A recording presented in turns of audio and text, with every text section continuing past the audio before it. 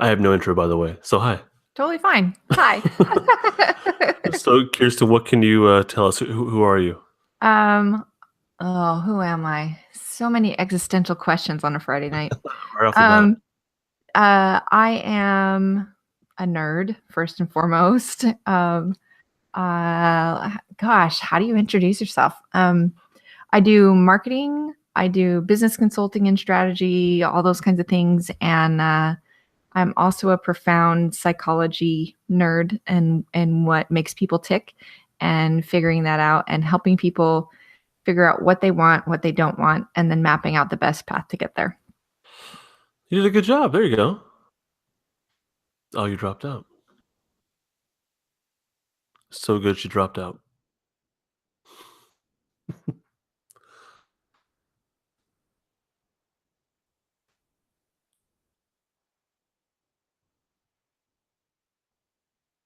You there? You there? Okay, I'm here. That was such a good intro. You dropped out. Oh man, it was so good. Mic drop, walk away. Okay, let's start this off by going into the TBO Marketing website. Is that okay? Yeah, that's fine. And I think that's kind of helped ground us as to exactly what it is you do. It's so cobbler's child. Disclaimer: I honestly haven't even looked at the site for probably more than a year. But Oh, really? it's there. Yeah. Why not? I'm busy helping other people do their stuff. Oh, okay. So, All right. All right. Let's start off with, actually, is there anything that you want to start off with? that I want to start off with. Yeah. I'm not sure. I've listened to your podcast and I loved your interview that you did with Lee from Comixcentral. That was so much fun. Yeah, the team at Comixcentral, they're wonderful. Lee's one of my favorite humans on the planet, and it's just been a blast working with these guys and helping everybody move forward and for me being able to lend all of the information I've gathered, because I'm a massive collector of random facts, but to be able to help other people, especially good people like Comixcentral, be able to piece things together and move forward. It's awesome. I love it. That's why I do what I do. What are you doing for Comixcentral exactly? I help with some customer support and do some consulting of business strategy. I helped get the podcast going and work with the guys and figuring out, okay, what do we do next? How do we improve this? Those kinds of things, looking at the analytics, what people are doing on the website, where are they getting stuck, what questions are we not answering, how we can improve that, and then kind of giving that kind of general feedback to the rest of the team who they go and do all the magic things and make everything happen. Nice. All right. You're really carrying the interview here because I didn't prepare enough. My son was falling asleep. And he actually wasn't asleep, so I took a risk and I left. And Man, it's a big risk. Bold. That's bold. I know, but it's ridiculous. It's like 9:30 and he's still awake, and I just can't do it. We could have a whole other discussion about kids and sleep, because I actually did a whole series of podcast interviews when my kids were babies and trying to figure out how to get them to sleep. They were terrible sleepers. Horrible. Oh, wow. Like you were interviewing people to figure it out? Yeah, I interviewed a whole bunch of people, baby sleep experts. I think there were probably 10 people I interviewed. That was once upon a time, another life. I see you have a pretty nifty microphone there too. Hey, yeah, and we aren't going to date this. It looks like yours, except older and yellow. It used to be a white snowball, but it's probably a decade older or more. It still works. I like the that silver thing you have around it. I don't know what that's called, but it looks very professional. I don't remember what it is either, but it helps adjust the vibrations and yes, other somethings. I don't have that. All right. Technical term. That was a technical term. Sorry if I talked above the audience level there. Jiggle control thingy. All right, let's take a look at your website. Oh man, I'm on the spot. Woo. Okay. You are, yeah. All right. All right. So it says, let's clarify your message and really connect to your customers. What does that mean? So that's kind of part of. And actually, I'm sorry, I'm interrupt you. So obviously, we're going to gear this toward comic or artists, I guess, in general. Absolutely. Okay. So part of what I really enjoy doing is working with creatives. I've self-identified as a creative for a long time. I used to, and I say used to very boldly, I haven't talked about this publicly, but I used to really, really love writing. that used to be my mojo. And one of the risks of doing what you love is burnout. And I had a gig where I worked with a client, and it was a perfect example of figuring out what you don't want by working with people who don't support you and who your core values are and how you show up and what you actually want in life. So I got burnout, and it's been probably 2-3 years now that I really haven't been able to write like I used to. Like I used to write, that was my creative expression. What were you So writing? I used to write a whole bunch of things before I really got into marketing. When my kids were little, I was into parenting because that's what I needed to do. It's like, okay, I'm a mom, I'm a stay-at-home mom, and also stay-at-home mom sucks. That's too boring. I need something else to do. So one of my go-to strategies in life is when I don't know what the heck I'm doing, I research like mad. It's like, okay, there is information out there. I need to go find it. Let's go get it. So with parenting, that's what I did is I researched and I struggled, and I learned what worked and what didn't. And then with everything that I'd learned, like, oh my gosh, there's so much information here that's good and it's helping. I need to share this with other people. So I used to blog about parenting. I did a podcast about parenting. Wow. Wrote a book about parenting, all that stuff. And then it came to a point when I was learning more about marketing and what to do with all of that. Cause it's like every author's dream is to be on the New York Times bestseller list. And then I figured out what's actually involved in that. I'm like, no, cause it takes about 3 to 5 years of a lot of hard work to build your platform and all of those things. And I realized that, you know what, in 3 to 5 years, my kids are going to be beyond this stage. And I really don't want to talk about tantrums that long.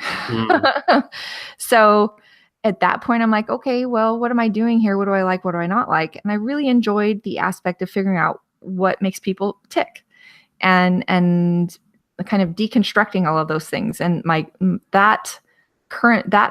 past path of writing, is figuring all of that out and then translating that into how to write to give people the information they want based on their learning styles and personality styles and all of that kind of thing. And I loved it. It was great. But again, that's one of the risks of doing what you love and your passion and using that as your path to make money to survive. So there's a real risk in that. And one of the best ways to save yourself from yourself is to figure out your core values and to set boundaries and figure out what you want big picture, how you want to express that, and, going out and being bold and asking for it, which isn't easy. It's not easy. That's something I definitely struggle with is the boldness of it. I'm terrified to ask other artists that I admire for an interview.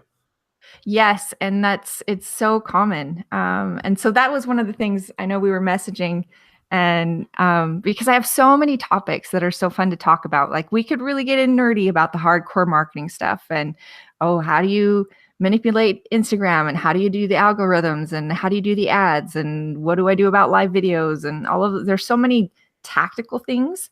And all of those tactical things, they change so frequently. And there are plenty of other podcasts that are focused on what's the newest, latest, and greatest that you need to know right now.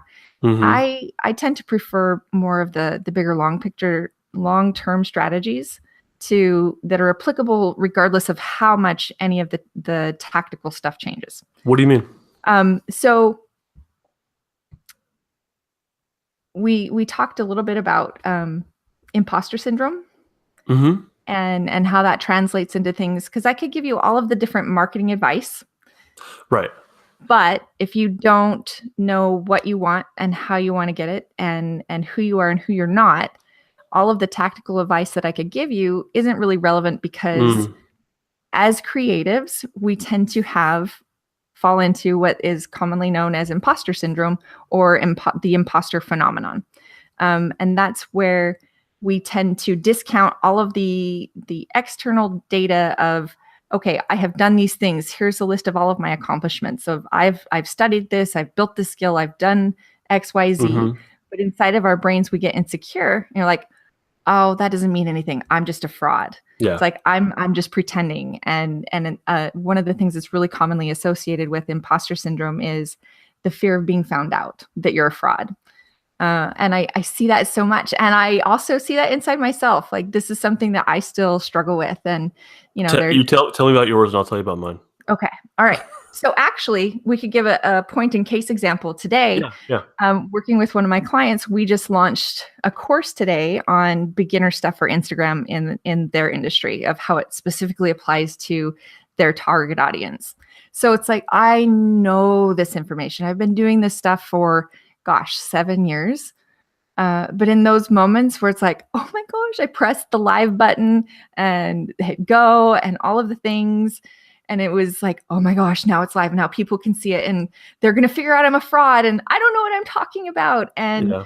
it's terrifying. And I've, even though I know what it is and I see that it's a part of me, it's still there. And so for me, there are a number of different ways that you can deal with that of like making a list of all of your accomplishments and having that outside of you, because I know you work in the mental health field, so I'm sure you have experience with this kind of thing. And I know a lot of times that this imposter syndrome can show up as poor self-esteem or something else because there's so much self-doubt. And one of the root causes or the root sources of all of this insecurity and this fear of being founded as a fraud, because as humans, we have such a need to be accepted and to have a tribe and to belong and for people to see our work. Like we pour our heart and our souls into the work that we do.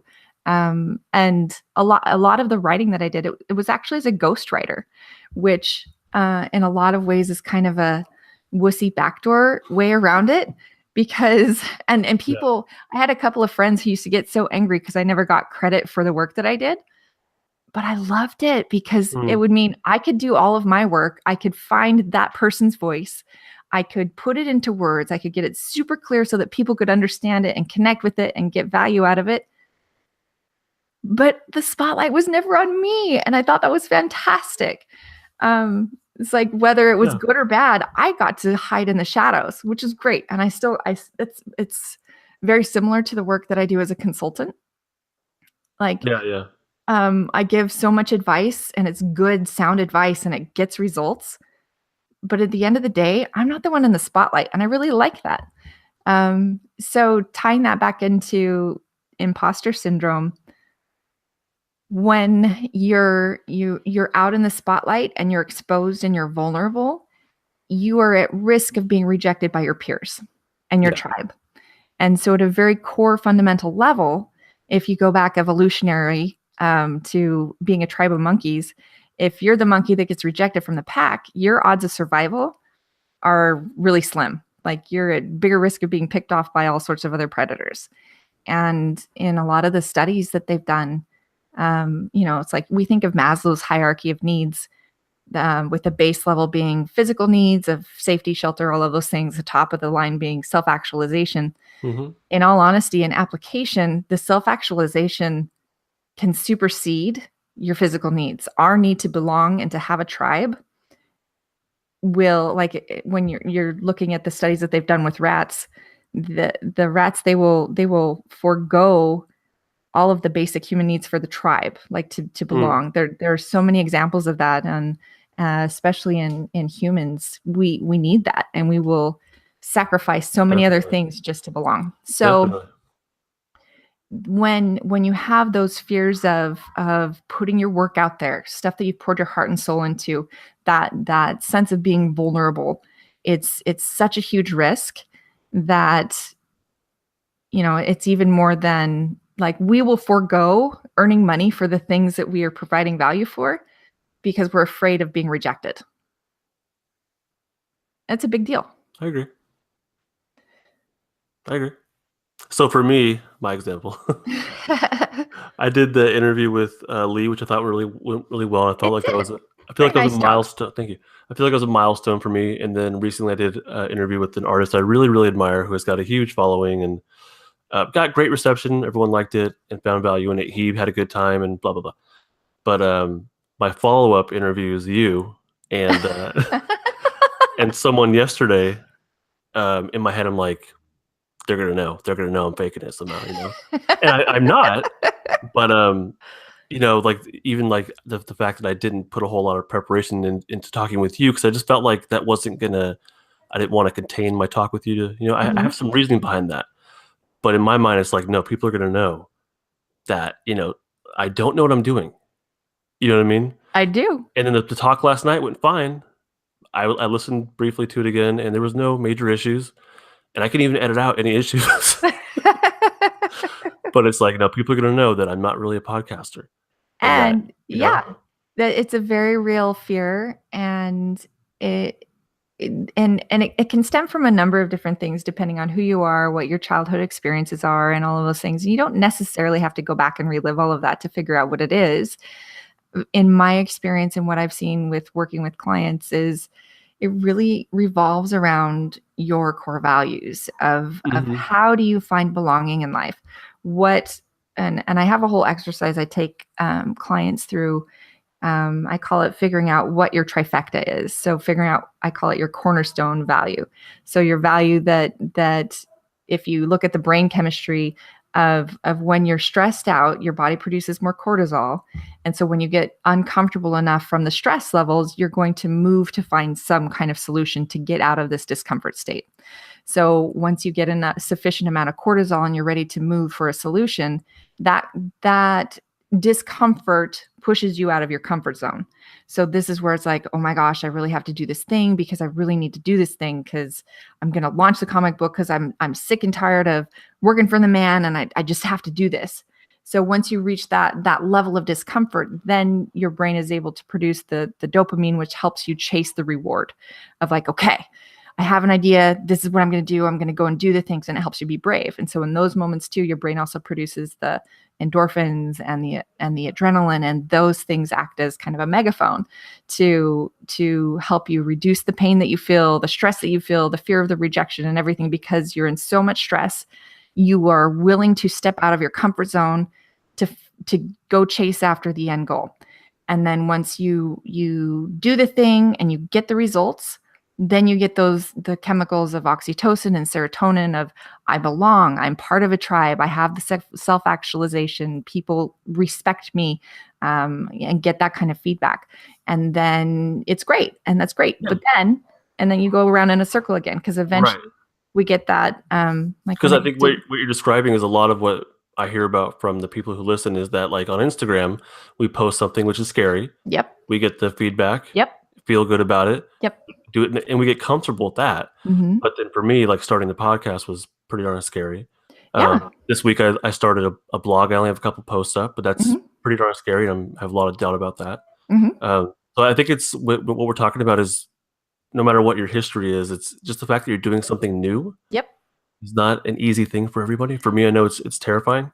It is terrifying, and that's okay. And so figuring out what your, because the expression of those core values, so the stress level, searching for a solution, the receiving the reward from doing the bold things and the brave things to get the results, those are expressed in different ways. So like for me personally, my cornerstone value is I like to reduce suffering. Whether it's my own, I've had quite the life. I'm a single mom. I have 2 boys. It's been a rough road, and I've learned a lot from it. But one of the things that when I'm deciding, oh, should I do this? Should I not do this? Is this okay? Is it not okay? You can spend so much energy in so many great opportunities. There can be a whole bunch of great opportunities. And so when you're not able to definitively know how to say yes or no, if you say yes to all of these great things, you're also on the other side saying no to a bunch of things. And there's a cost to that. So if you're saying no to all of these career opportunities, it's like, okay, well, yeah, that's great. And I have 2 kids at home. So if I'm saying yes to all of those things, at some point I'm saying no to my kids. And how does that fit in with what I want and what I'm doing? And I know, Justin, I was very impressed with you when we were talking about times to do this. You're like, I got 9:30. That's all I got. I'm doing this and that's it. And I really respect that, because you're sticking with your values of here is how I have set up my life, and this is where this podcasting stuff fits in. And that's what I'm allowing for it. And you're not allowing it to encroach on all of the other things that are Yeah. important in your world, which is really commendable. And I know Well, that. just like you said with the values, I know what my priorities are and what they Mhm, have to be. mhm, So family is number one, and part of that is making sure I have a career and I can provide along with my wife. mhm, That's right up in there. So I can't, I cannot, I personally cannot sacrifice everything to try art as a mhm, living. mhm. So instead, I'm using the fact that I have a career and we can live comfortably. I'm using that as a positive and a strength, Yep. and that allows me the freedom to do whatever I want with art. Um, so like that's kind of my tippy top priority is obviously family. And that's so wonderful. One of my favorite productivity podcasters that I really learned a lot from, that's been really helpful in my life, the Productivityist is the name of the podcast. His kind of coin phrase is, framework fosters freedom. And this is Hmm. something that's really important for creatives, especially because it can be very, very difficult to instill framework in a creative, because it feels like, Yeah. oh, you're harshing my buzz, man. You're encroaching on my creative process, and Right. it's this thing within me. It's not, but it's not like once I realized how important it is for me to give, especially to the independent community, that Mhm, really has kind of unlocked a lot of stuff for me. mhm. And it's really important because one of the biggest challenges of losing yourself in that creative world is, without the framework, you just kind of float. There's no start, there's no Yeah. finish. And when you translate creativity into our world, if you don't have a start or a finish, you have nothing to give to your audience. You Hmm. have nothing to sell. You have nothing. It's a lot of halfway dones and in process and everything, and then you don't get the reward of completion. You don't get the reward of, here is this thing that I did and I shared with these people, and we were able to connect on some level based on my completion and of this expression of my creativity. And it's a huge cost. So back to the saying yes and no, when you're unwilling to allow that kind of framework into your life, to like Hmm. project management skills, huge. I recommend project management skills to anyone I know, even my kids. When they're struggling with school or anything else, it's like, okay, dudes, let's sit down, let's talk project management. What is the end goal? What do you want? Okay, great, we got that in line. When does it need to be done by? Do you want to, what is the most important three things about this? Because you can do time, quality, features. What's most important based on your big picture goal? What are you willing to put into this? What are you willing to sacrifice? Okay, so now that we have those in place with those three constraints, let's break that down into work packets of, okay, what is based on these things? Here are the steps that we need to take to reach this goal and get it to completion. And then once you get that, it's like, okay, what is the one next most important thing you can do? And that's all you need to do, is the one next most important thing. Hmm. And Um, that's tied to the or the goal, project goal, or some sort of bigger goal, right? yep. And Yeah. it's just starting with that great big picture goal. What do you want? What's the pie in the sky? What does it look like? Getting clear on that, and then breaking it down into something that your brain doesn't get overwhelmed by. How concrete do you think that we have to be with that? Because Kirsten, I'm not good at that. I don't have. I don't think I have a specific. I know, like, I want to complete my Astro Pig book, Hmm. and I think I want to publish it through somebody else, right? Hmm. That seems pretty specific, but that's not a huge, lofty thing, is it? Um, well, In that's your all opinion, context. That's all context. what do you mean? Of, is it a big thing? Is it not a big thing? Mm, Really, it's subjective for what subjective, you yeah. want. What is the context for you in your life? What do you want? Like, I know that you have voiced very clearly what your priorities for are. Is your family, providing for your family. Okay, great. You're not confident that your art skills at this point will take care of that, which is perfectly respectable. There are a lot of people who'll say, "Oh, you Wait, just wait, want." wait, wait. No, no, no, no. Mm. That's not it. Okay, what? I like what I do for a career. Okay, that's great too. I genuinely enjoy it. Plus, it's just to know that I have retirement and everything. I can't sacrifice that unless an open, like a clear avenue opens up artistically. But no, it's not because I think I'm pretty damn good. I agree. I've All been right. As watching long as we your art establish and it's that. fantastic. So regardless of whether you like what you do and you also like your art or your expression, or if you have two different worlds, or if it's one world, um, figuring out for you, what are you willing to risk?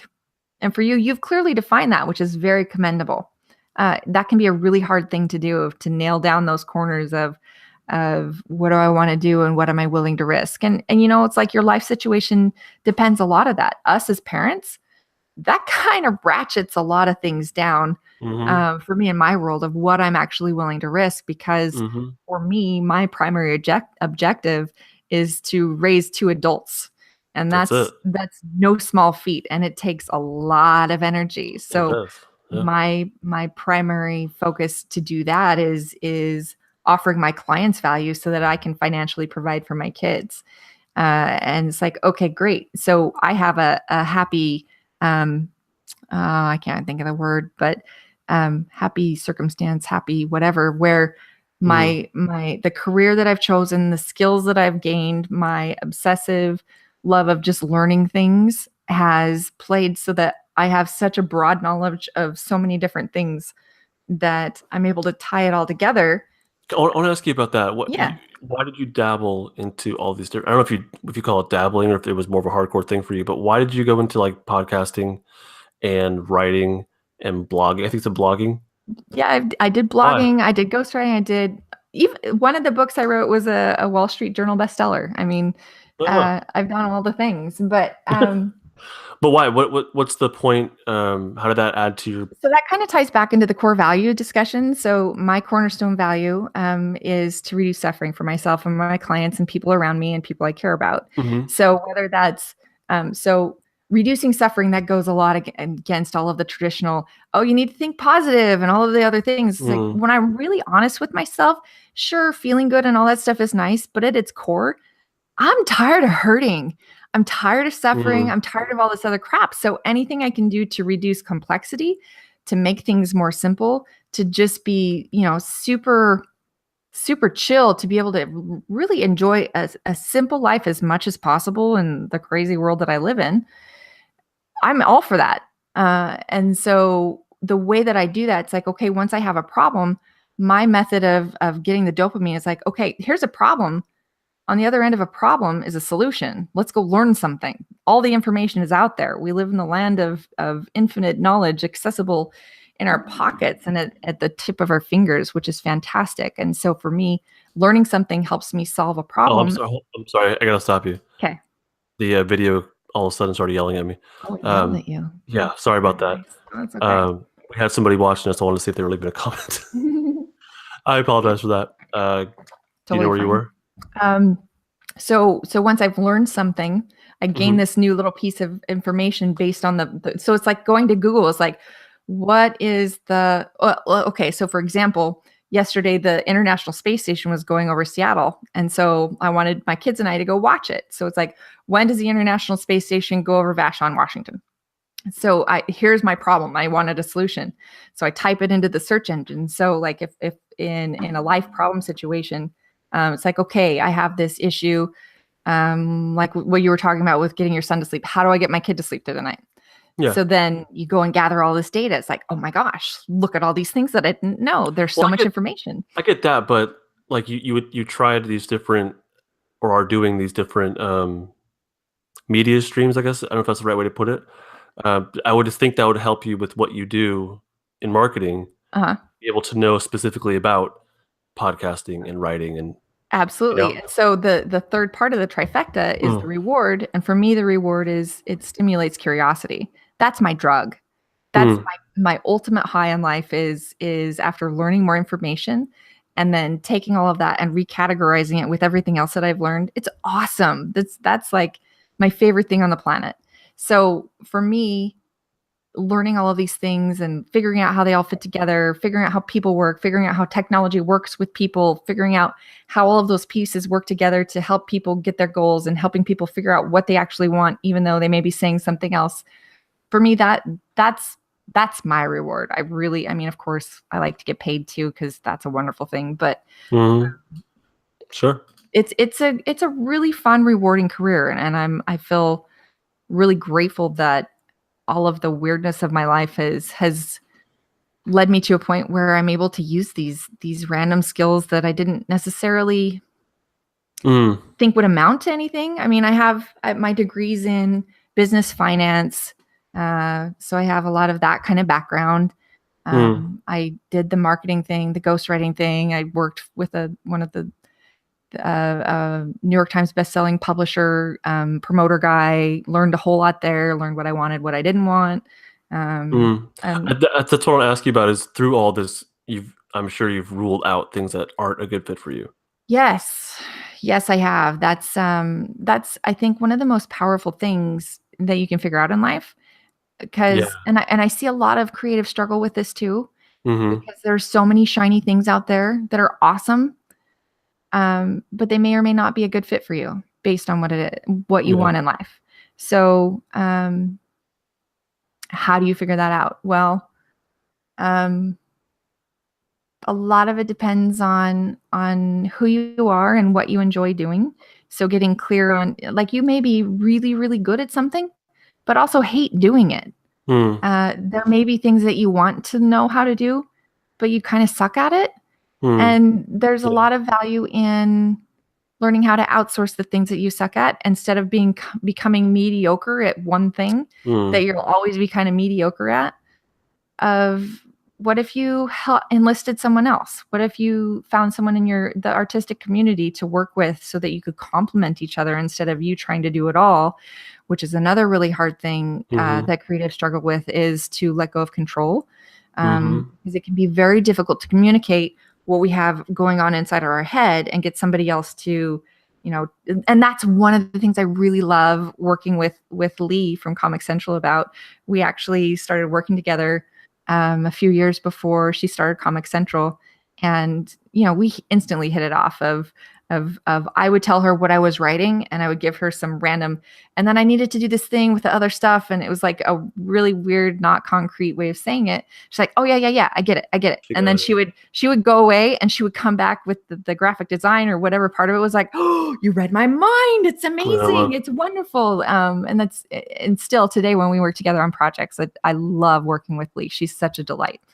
And she has a gift. So it's finding other people who you can communicate with and relate to, and the people are out there. And that's one of the really great things about the internet, is it makes it so much easier for us to access people all over the world that are a really important part of your life and helping you accomplish your goals and in bringing strengths together. Let's get more specific with creators then, okay?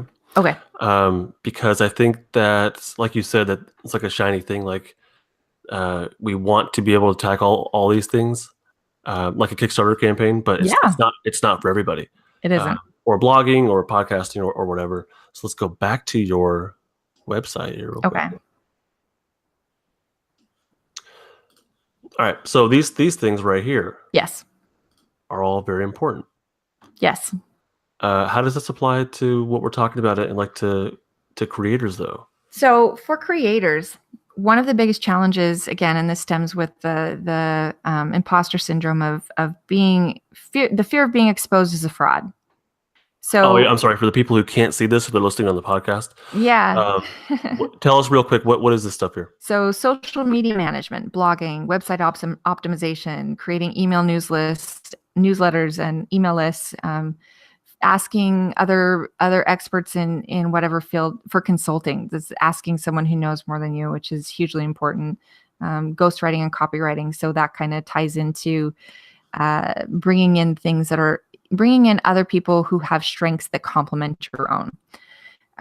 So these are the tactical ways of ultimately getting out what's in your head and your creativity, your heart, your soul, and sharing it with the world. Because if you die with all of your creativity and stuff inside you, it's a really sad story. The only way to overcome that is to be brave and bold and share your stuff with other people. Well, how do we do that in the world that we live in? Mostly social media. And one of the most powerful things about social media is you have access to millions of people across the world. And these people are looking for they're looking for journeys. They're looking for people that they can relate to. They're looking for people to share their stories and their talents and their creativity. And that's being able to and being willing to share your vulnerable moments of here's my progress, here's what I'm working on, here's what I'm struggling with, and here's my dog that I really love or my cat that I really love. Just the different human aspects of you, so that it's like very much like you're storyboarding your characters and all of those things. You're storyboarding yourself. It doesn't mean you have to share every little thing. Please keep your dirty laundry to yourself unless you're doing Maury Povich or some other type of thing.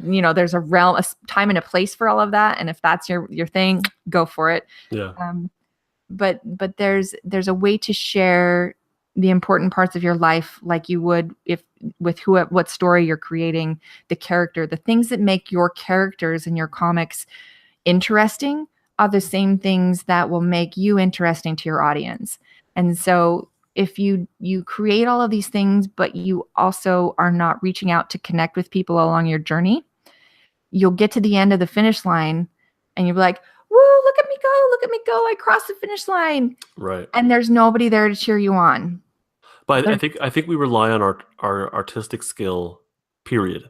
Yes. And we don't realize, and I'm realizing this more and more, how important it is to make actual connections with the people who follow us, our fans. And that was one of the things that really impressed me about you, because after I listened to the podcast where you interviewed Lee, I don't even remember if I commented or if I just liked the post on Instagram, and you DM'd me.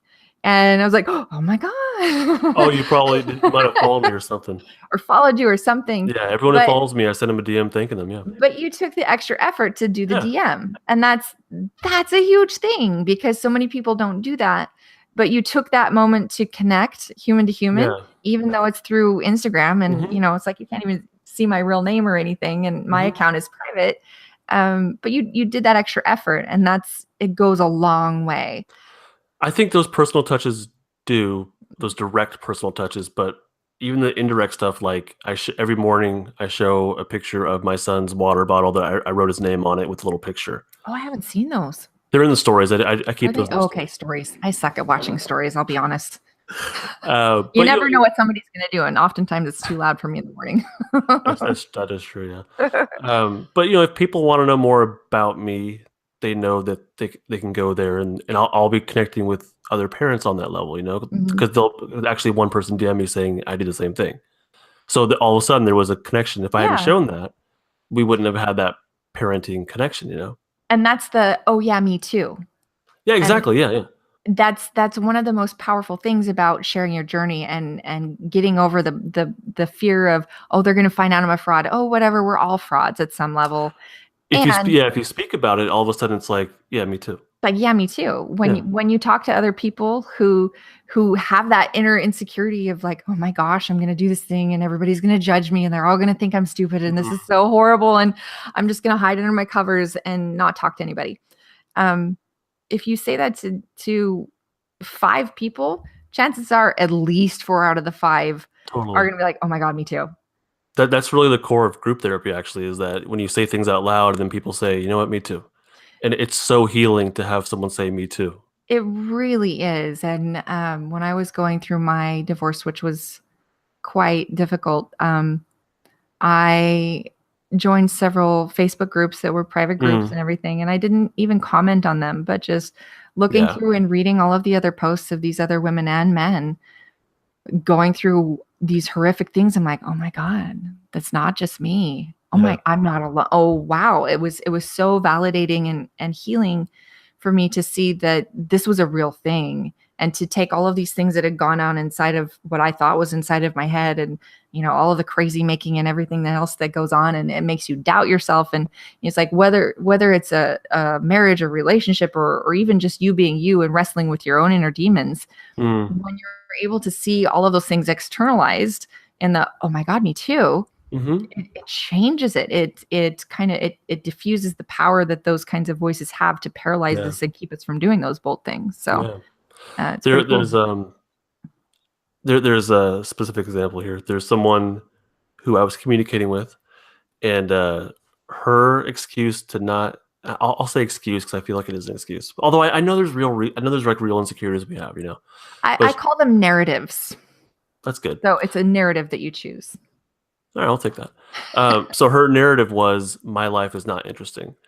And she said, she said, mine's interesting because I do those cute little things with my family. And she goes, I'm a single parent. I don't have that. Yeah. And to me, I'm like, what? Like, The it single actually parent made is me, like it's this so interesting. sublime example of interesting things. Like It the really is. situations you get in are just, I know, because, and I felt like deeply sad because it's like, you don't value what you're going through. And like, I don't know if that's the right thing or if you don't realize that other people are going through the same thing, whatever it is. But parenting, single parenting, even like living alone or whatever your boring career is, like someone is going to click with that. yep. Well, I mean, even just think of the show The Office. They Yeah. take so many mundane things Yeah. that almost everyone can relate to on some level, whether you've worked in a cubicle or not. And it's hilarious and it's very droll and it's very dry. And it's a really great way to connect. There are so many things you can connect with. I mean, Yeah, especially early on in the show where it was very, very dry.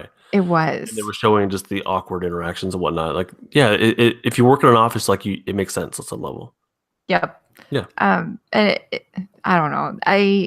I agree with you. It is sad to see people who devalue themselves and devalue their experiences and think that it's not interesting because, Yeah. and you know, there's so many things in our society where if you aren't living up to XYZ, it's like, okay, now I'm a single parent. Yeah. I don't fit in. I am different from everyone else, and that goes back to the fear of social isolation. I don't fit in, and it was really interesting. Shortly after I'd separated from my ex, and I took my boys on a trip to Texas. So I was in the airport, and then I went to Texas, which is traditionally not quite as liberal, and it is more conservative. Yeah. The looks that I got from people with me and no wedding ring and 2 boys, it was kind of astounding. Wow. It made me feel very on the spot and very uncomfortable and very aware of my situation and that I was not normal. Yeah. So I get that, and especially depending on where you live. You know, I grew up in Idaho, which is a very Mormon state. I was Mormon, and so for me, I'm an outcast, and I have a child coming. Honey, what's the Wi-Fi password? We will do that later because come say hi. I'm gonna play with a friend. You know the Wi-Fi password. Ask Eli to help you. Come say hi since you made an appearance. Who's this? This is my baby. Hi. Hi, baby. That's Xander. Hey, Xander. Hey, go ask Eli for help. Right. Okay. Or watch a movie, and then I'll help you when I'm done. Anyway, it's a Friday night. They're staying up late. That's awesome. All right. So, with sharing what you just shared about Texas, was that something that would have been difficult for you previously? Because it seemed like it came out like pretty confidently. Previously, how do you mean? The first time you shared that story, actually, I don't know if that was the first time or not, but you know, I don't know that it would have been the first time that I shared it, but I was married for 18 years, so by that time I was done with a lot of things. So right. But I mean, as far as like sharing that, because people are going to hear that, you know. So sharing that, have you ever shared that on social media or in a book before? Or no, and I haven't talked about a lot of things publicly. Yeah. Because of my situation, my social media profiles I do keep private, and I do keep them focused on my kids and nature and other things, and I don't get into a lot of things because of my situation, and I want to be respectful of my offspring. He didn't know. Okay, you're gonna have to wait, honey. For how long? Until I'm done. I love you. How long would that be? I don't know yet. Go practice patience. It's so fun. Not fun. I only have until 12. Only until 12. I think you're going to be okay, sweetheart. Yeah, he probably is. Okay, I will hit pause. We'll deal with that in a minute. Here, I'll text. No, you don't have your phone. You left your phone. All right. I'm sorry. You can go handle it. I can easily edit this stuff out if I need to. This is parenting in its finest. It is. This is real. This is very real. But you know, people are listening to this and they're like, "Yeah, I get it." Okay, great. See, look at this vulnerability. This is perfect. I love the raw stuff.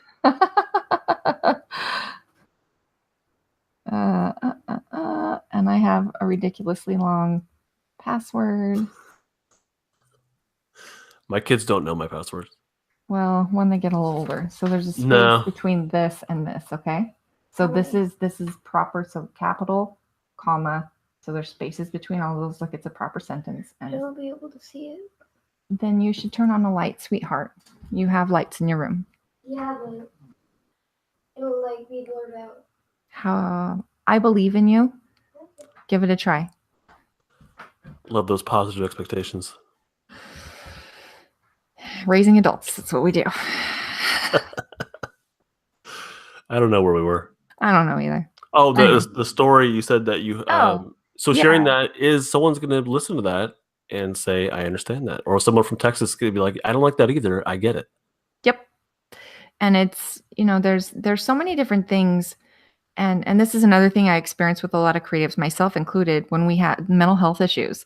I really struggle with seasonal depression, and it's been a part of my life since I was a teenager. And it's, all of these years of like, okay, it's summer. I'm great. Everything's fine. I'm perfect. I'm cured. As soon as the sun goes away, it's like, it's like slugs crawl in my brain. And that can also be very socially isolating when you're with people who don't get it. And where you work in the mental health field, like you see all of that. And when my kids were babies, I did medical transcription for a few years, and I did a couple of clinics that were mental health clinics. So between my own personal experience, family experience, and then typing for clinics for a couple of years, man, you see so much, and other people who struggle with it, you're not alone, and it's a real thing. And I get really angry about the stigmas against mental health issues, because it's like if someone were to have, like, the classic, probably cliched example of, if someone had diabetes, you wouldn't shame them for taking their insulin. You wouldn't shame them for eating properly. You wouldn't shame them for taking care of their body in a different way than everybody else does when they go and supersize everything.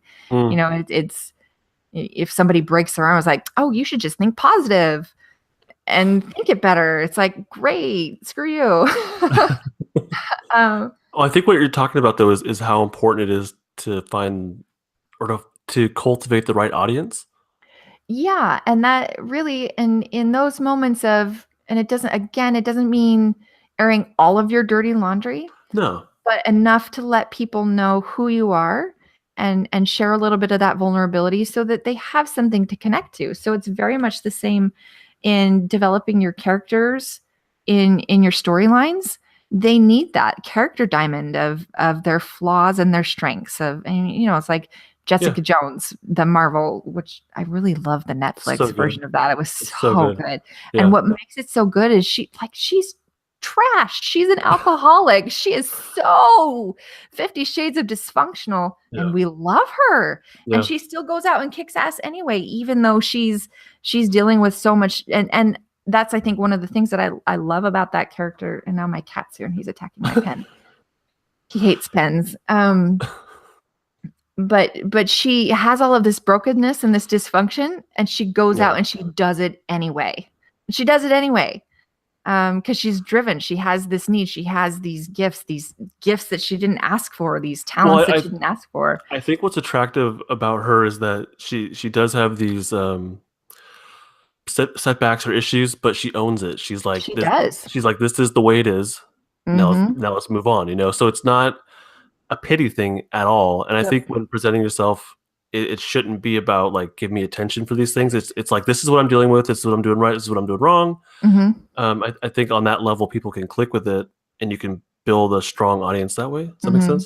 Yeah, it absolutely does make sense. And there's a difference between coming out with your struggles as kind of a victim or a martyr, and coming out of the gate of, you know what, this is who I am. Take it or leave it. It's fine. Yeah. And doing it from a place of, you know what, I'm scared. I'm uncomfortable doing this, but this is what I want to do, and I'm going to do it anyway. Whereas it's more of an empowering kind of mindset. It is, and people connect with that. And if you come out as a really needy person of, oh, please love me, and all of those things, while your need for love is so valid, you're not going to do real great on social media, and it's going to confirm a lot of your fears, and then you get to live your self-perpetuated prophecy of who you are and who you're not. Yeah. How should creative people? We rely on just our images. Mhm. Blogging, podcasting, live streaming. How can these help what we do besides just like I'm creating Astropig, Mhm. but I'm also doing the podcast and starting the blog. That's not a natural fit. None of these are natural fits for a lot of people. Like Mhm. what's the tie-in do you think for these mediums plus what we're working on? Does that make sense? Yeah, absolutely. I think one of That was a good the question. that was a very good question. Nicely done. Of course it makes sense. High five. I think at the core of all of this is finding your tribe and finding your community. So whatever your form of expression that Oh, is, there's a cat there. this is Elvis. He's a hunka purring love. Elvis. He's purring into the microphone. So everybody's making it. That's just audio texture right there. I'm fine with that. Okay, great. But once you find your tribe and once you find your audience, and sweetheart, I will help you in a little bit. Okay. You need to you cannot reset the Wi-Fi right now. I am using the Wi-Fi. I love you. Go watch a movie. Sorry. So when we talked about this, it's like, okay, 9:30, my kids are still gonna be up because it's a Friday night. Anyway, so thank you for being willing to work with that. No, totally.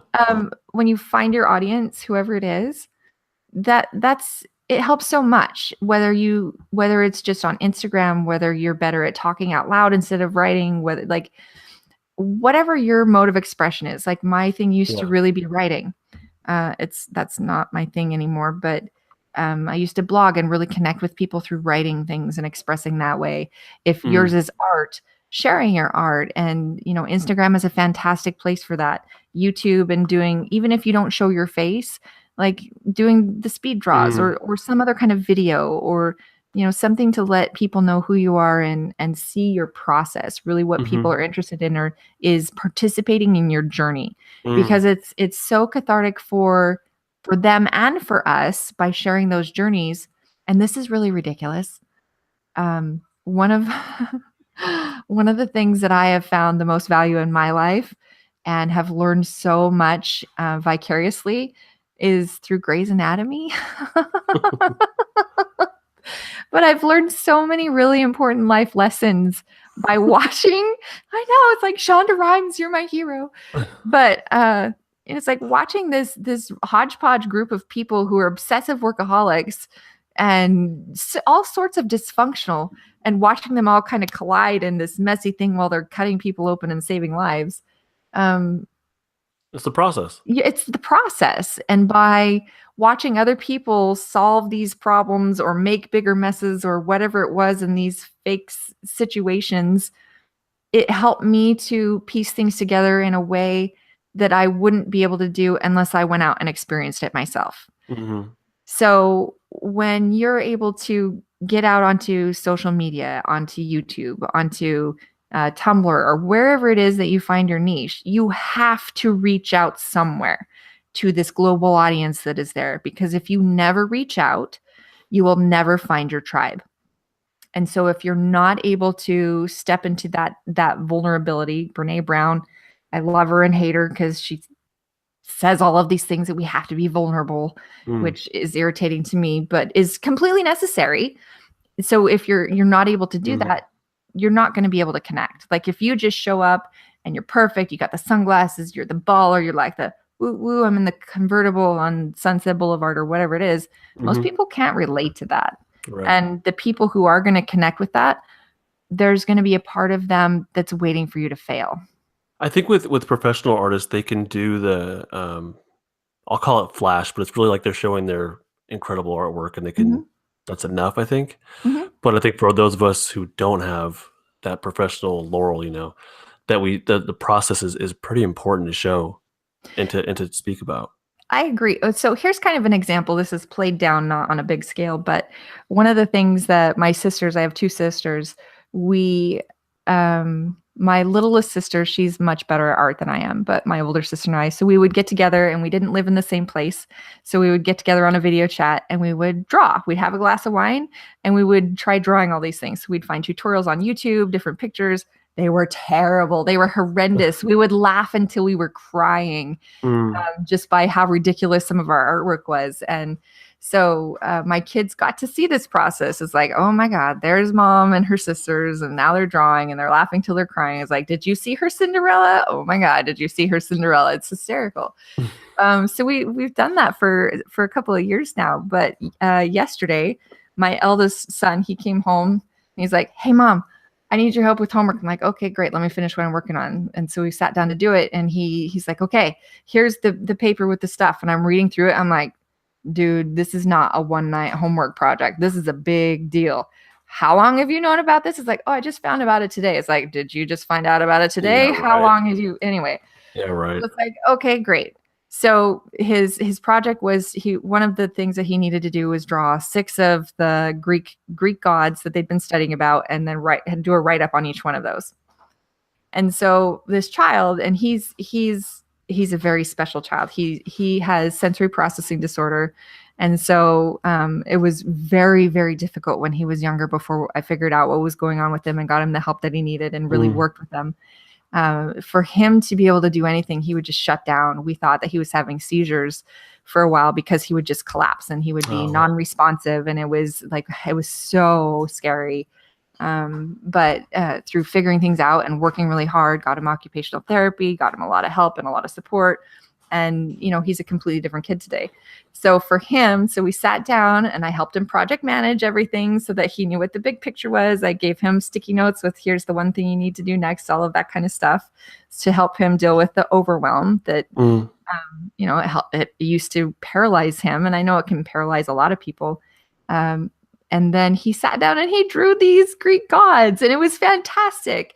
Because it's something that he would have never done before, but because he saw me making an ass of myself and laughing at it and showing them how fun it can be during the process when you suck at something and then you continually work at it and you gradually get better, it helped to remove his fear of failing, because he's very much a perfectionist in his mind. And so for him to see, it's like, it's not perfection, it's the process.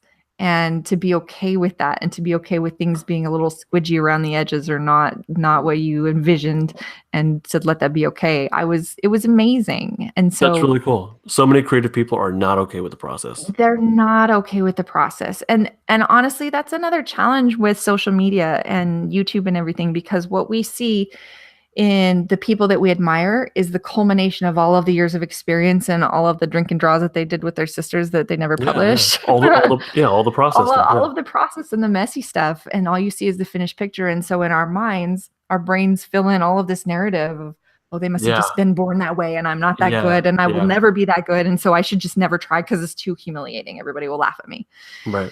So overcoming that level of, the gap between where we are right now and where we think that we should be, it's daunting. It's scary. And there has to be a period where you're like, screw it, I'm just going to do it anyway. I agree. So it sounds like the other avenues of communication can help find your audience or your tribe. Yeah. And when you find that audience in that tribe, whether people are engaging with you right away or not, just think that it's like most people are just like us, and we're just like most people, and we're all a little afraid, and we all want to do something we're scared of. And, we're tentatively reaching out, and we're also hesitant to make connection.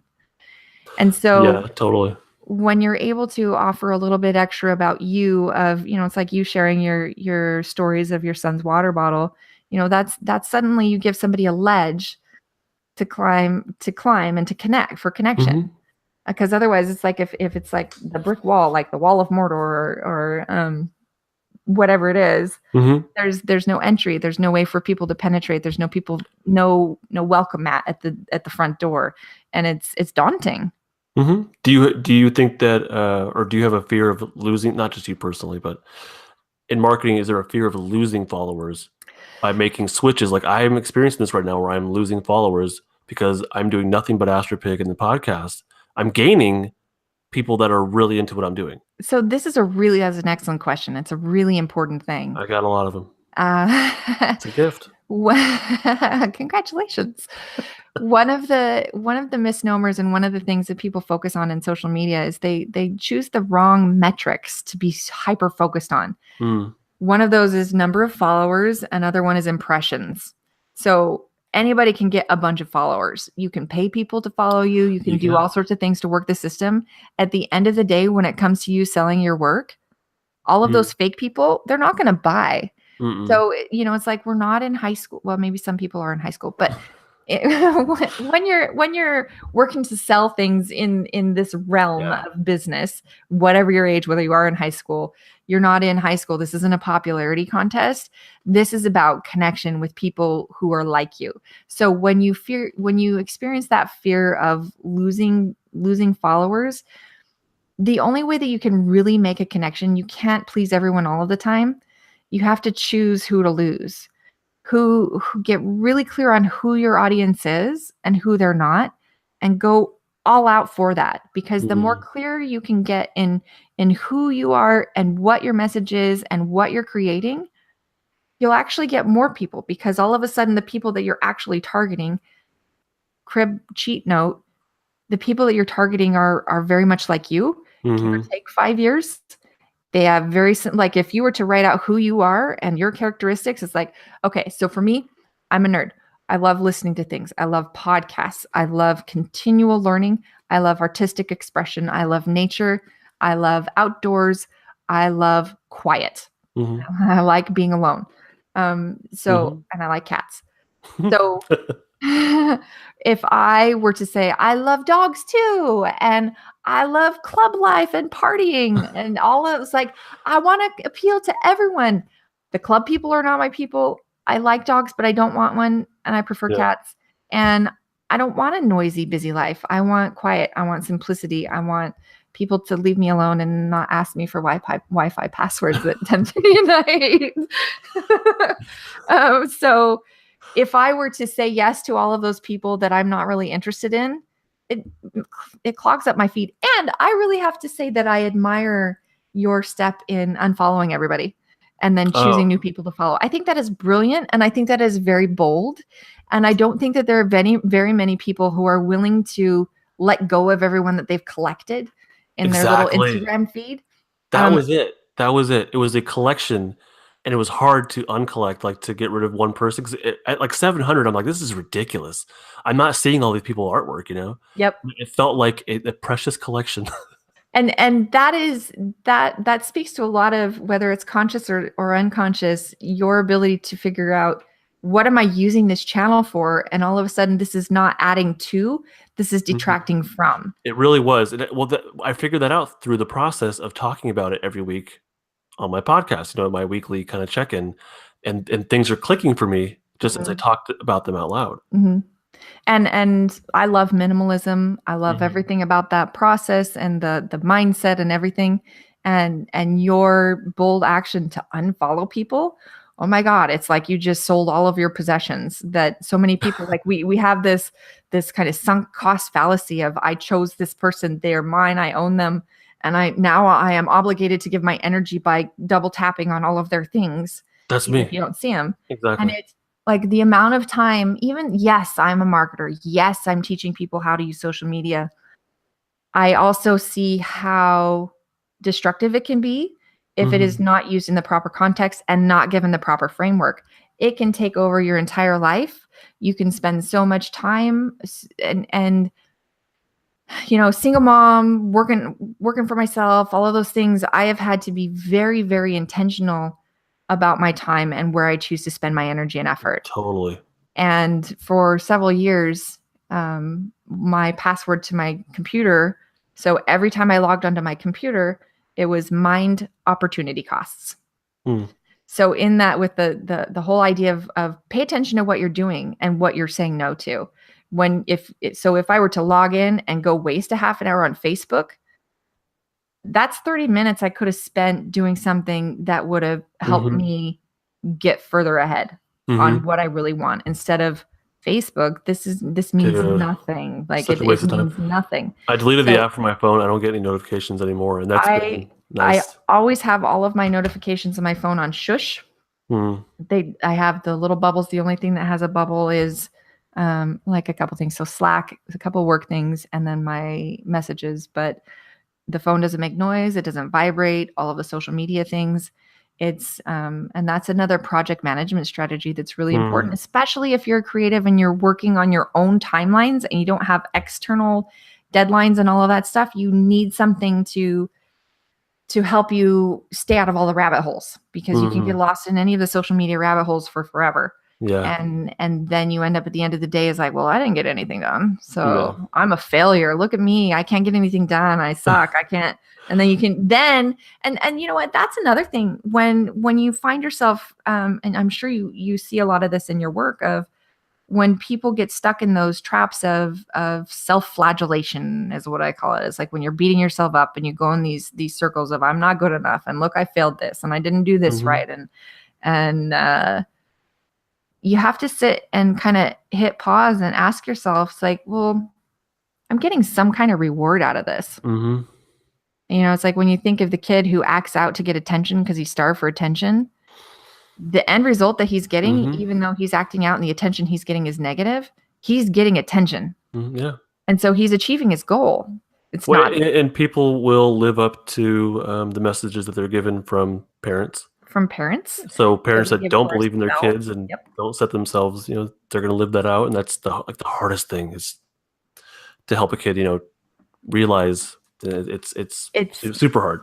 It is. And all of us, and see, this is another thing that we can connect over to other people of, we all have these internal voices. So like if you think of how they train elephants, which is horrible, they start them out when they're calves and they put the really heavy chains on their legs, and then they gradually move to lighter chain. And within just a little bit, all they need is a blade of grass around the elephant's foot, and they do everything that they would if they had the chain. It's fascinating. And so, a lot of that is the teachers that we have, the parents that we had, the friends that we had, all of those things that shape us in our youth. Our brain forms all of these protective mechanisms around it. And so it's very much like the elephant. If we're all hobbling around with blades of grass that we have imposed on ourselves, it's like something that is no longer even happening or relevant. We are still controlled by that because our brains are very vested in protecting us from further injury that we experience. What's crazy is that it's not even like, for me, something I recognize within myself is my parents didn't do anything like big. They didn't take many risks, just like I'm doing. And I talked about this in one of my podcasts, that I'm really following my life script as set by my parents. But they didn't do anything like, they didn't start a business. They kind of did. Well, they did based on their art and crafts. And that's me. But they didn't like, you know what I mean? Like make a big, risky move. And when I think about doing something bigger than a career, like a 9-to-5 kind of thing, I get it's terrifying. Like that the idea of risk is terrifying to me. And even though I don't know, I know it could happen. People are doing it. I see people doing it that I feel like, if they can do it, I can do it. I totally get that. Before I had kids, I was like, why would anybody want to work for themselves? Oh my gosh, that's so horrible. How could you live with that unpredictability? It's like, I just want to go to work, do my job, go home, collect my paycheck. That's all I want. I never want to work for myself. Famous last words.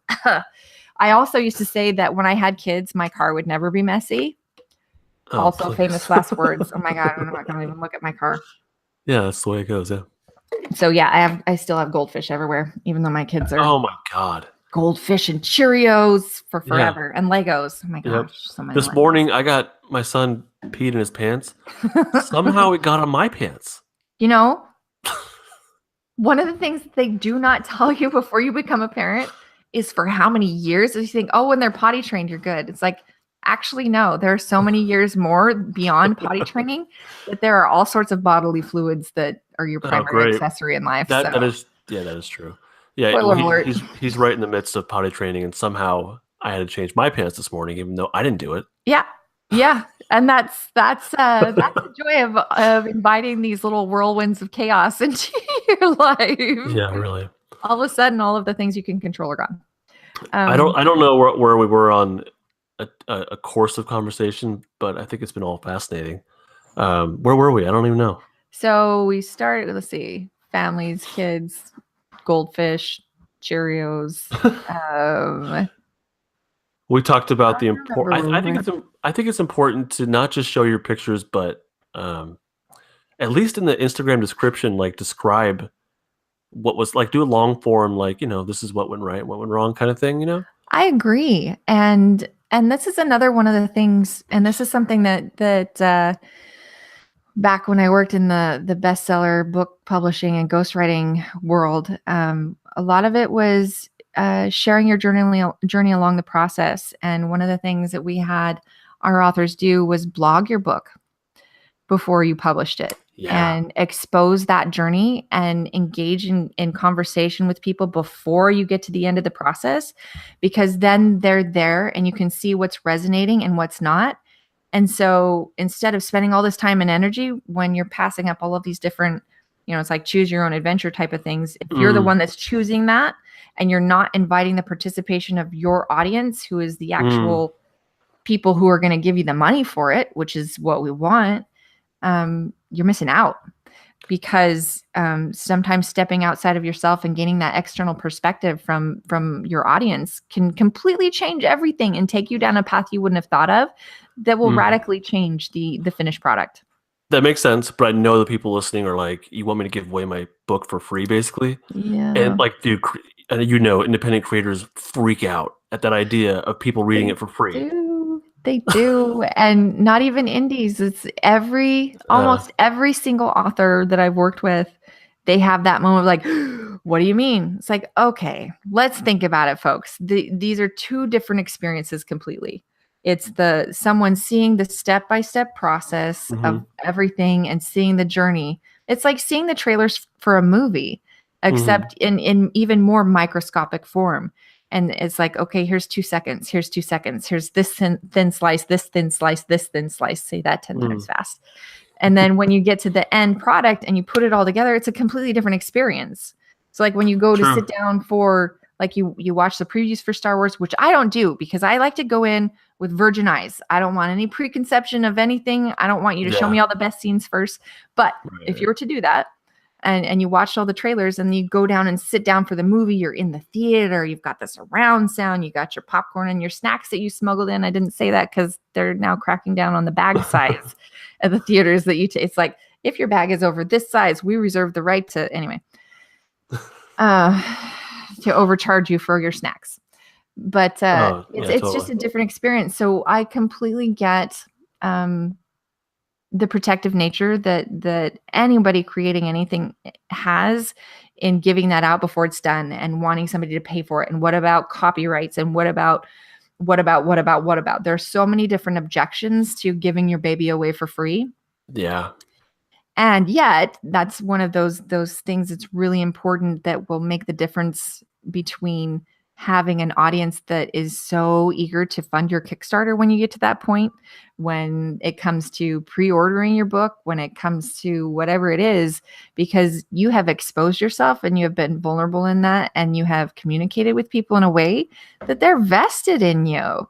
And they're vested in the final product, and they're cheering for you, and they can't wait to see the finished product. That's the feedback I got from people when I did my Kickstarters was I've seen the whole process of this. Now I want to buy it. Yep.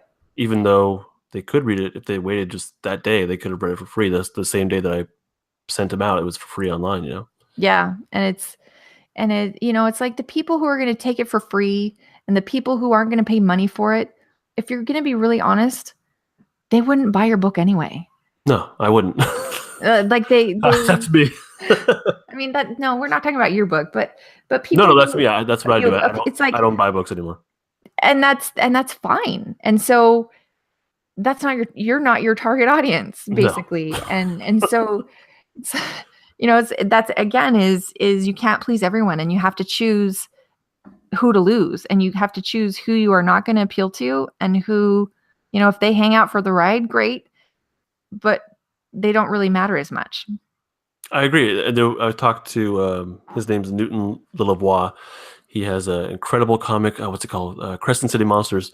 And I think I interviewed him, and he did anyhow. His response to this question of why give it away for free was like, he said, I can go into a comic book store and read a comic book for free. I don't have to buy it.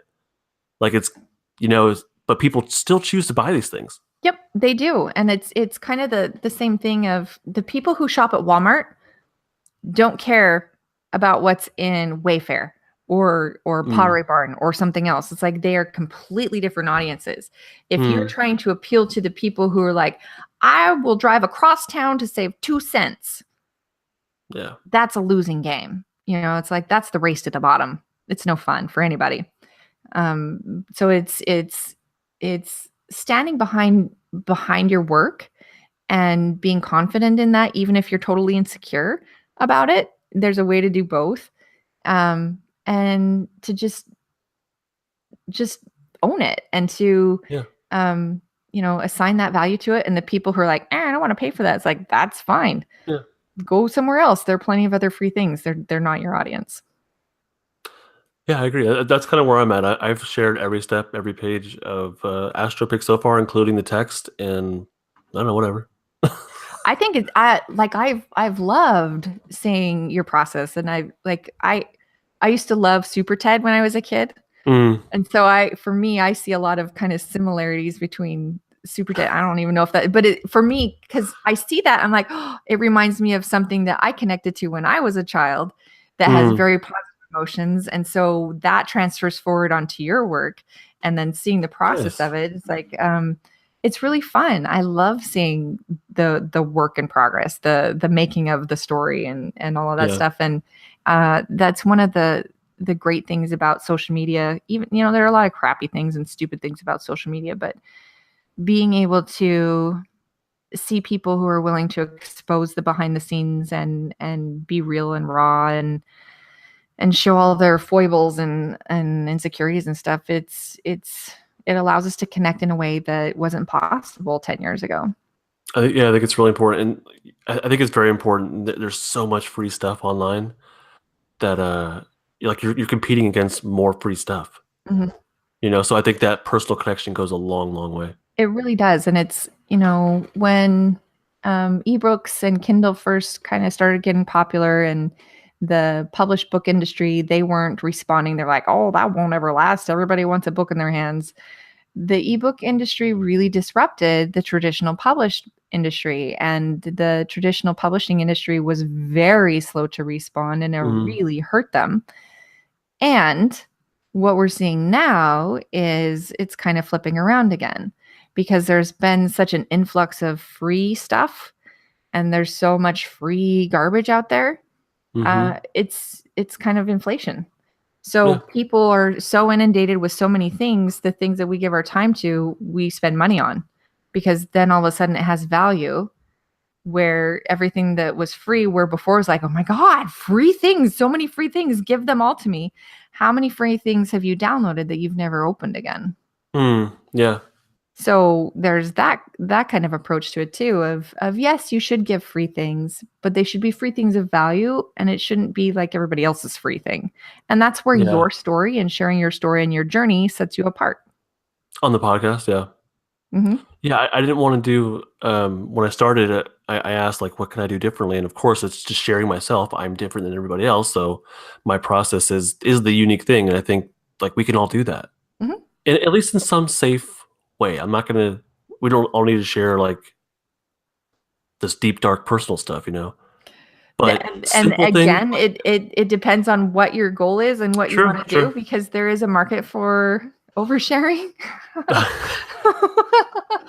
Yes, you're But right, that's you're right. not required. It's totally not required. It's I guess it's like whatever you're willing to own and just say like this is my life and this is my thing. And for me, like having the family stuff wasn't cool, but it's like this is my life. mhm.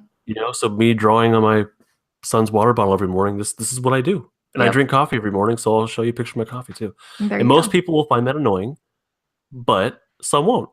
Some won't, and some people, it's like there's a really interesting thing in repetition. So I've seen a couple of comedy skits. I can't think of her name. Oh, I love her. She's in Flight of the Conchords, and she's in like a number of different movies. Gosh, I can't think of her name. Kristen.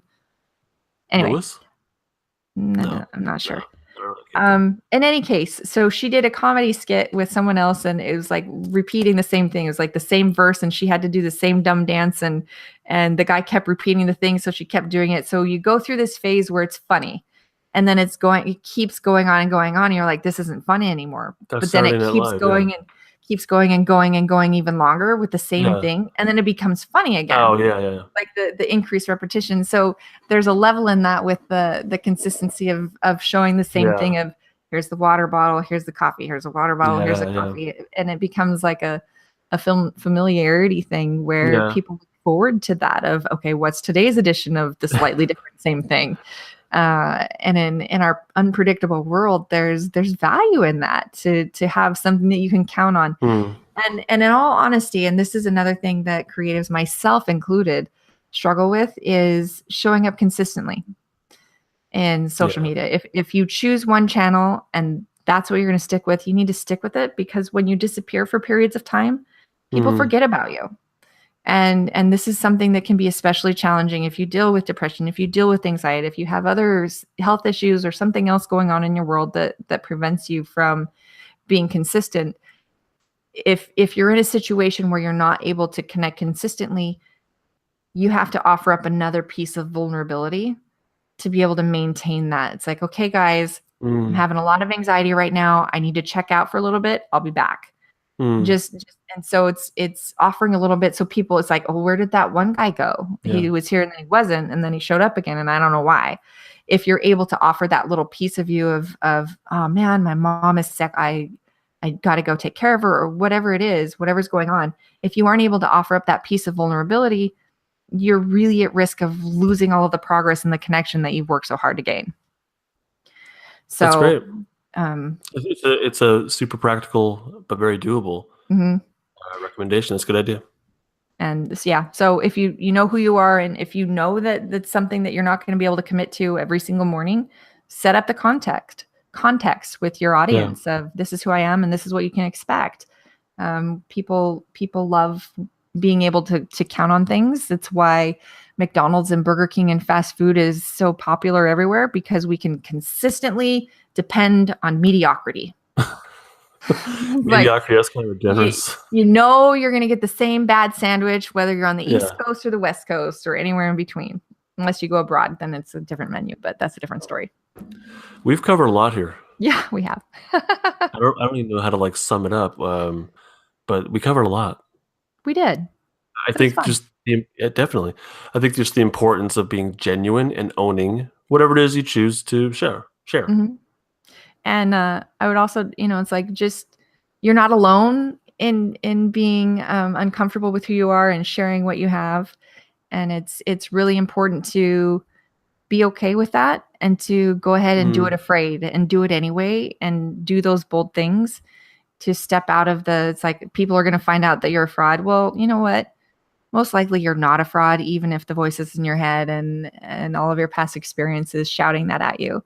And if you voice that, you're going to find that there's so many other people like, oh, me too. Oh, me too.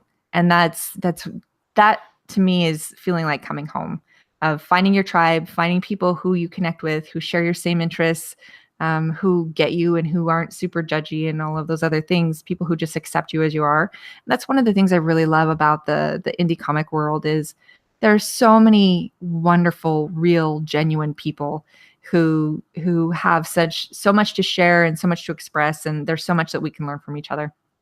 Perfect. So people can kind of connect with you through TBO Marketing, right? TBOmarketing.com, is that a good way to? Yeah, that works. Okay. And then you'll be kind of behind the scenes of Comixcentral. Yep, behind the scenes Comixcentral. All right. Thank you very much. You're welcome. Thank you. All right. Bye.